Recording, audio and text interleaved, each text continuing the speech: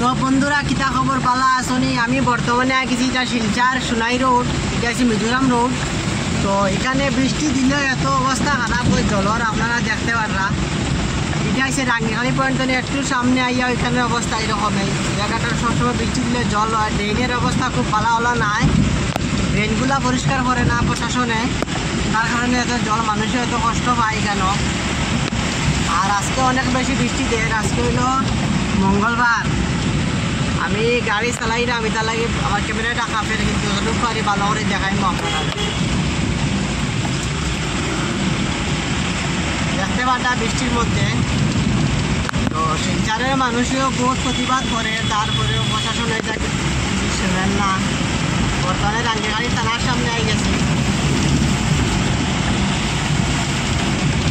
বাহ, কেন অত বেশি বৃষ্টি আছে, খুব বেশি বৃষ্টি দেয়, তার কারণে জল বেশি হয়েছে।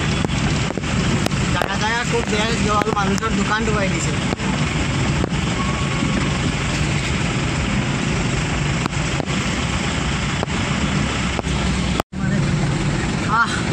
এখানে অনেক বেশি জল। সোনাই রোড, এটা হলো সোনাই রোড, বুঝছেন নি বন্ধুরা? এটা শিলচর শহরের গর্ব, যে বৃষ্টি দিলে জলের নিচে যায় তারা। এটা শিলচর শহরের গর্ব, বুঝছেন নি? হায় হায় হায় হায়।